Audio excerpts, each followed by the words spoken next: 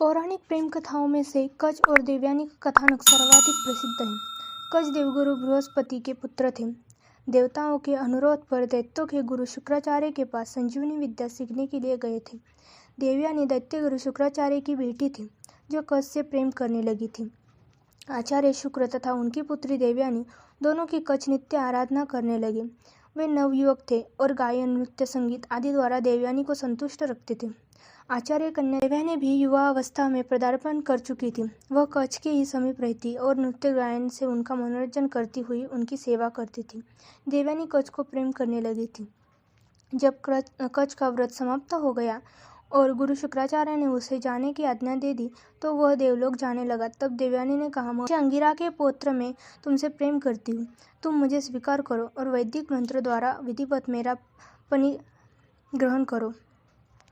देवयानी की ये बातें सुनकर देवगुरु बृहस्पति के पुत्र कच ने कहा, शुभांगी देवयानी, जैसे तुम्हारे पिता शुक्राचार्य मेरे लिए पूजनीय और माननीय है, उसी तरह तुम भी हो, बल्कि उनसे भी बढ़कर मेरी पूजनीय हो, क्योंकि धर्म की दृष्टि से तुम गुरुपुत्री हो।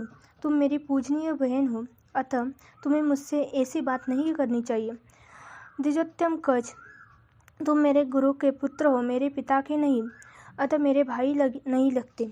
यह सुनकर कच कहने लगे, उत्तम व्रत का आचरण करने वाली सुंदरी, तुम मुझे ऐसा काम करने के लिए प्रेरित कर रही हो जो कदापि उचित नहीं है। तुम मेरे लिए गुरु से भी बढ़कर श्रेष्ठ हो।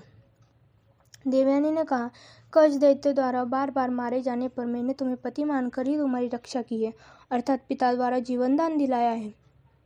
मैंने धर्मानुकूल काम के लिए तुमसे प्रार्थना की है। यदि तुम मुझे ठुकरा दोगे तो यह विद्या तुम्हारे कोई काम नहीं। इस प्रकार प्रेम असफल होने पर देवयानी ने शाप दे दिया। शाप सुनकर कच बोले, देवयानी, मैंने तुम्हें गुरुपुत्री समझकर ही तुम्हारे अनुरोध को टाल दिया है। तुम में कोई दोष देखकर नहीं, स्वेच्छा से मैं तुम्हारा शाप स्वीकार कर लूँगा, लेकिन बहन, मैं धर्म को नहीं छोड़ूंगा। ऐसा कहकर कच तुरंत देवलोक चले गए।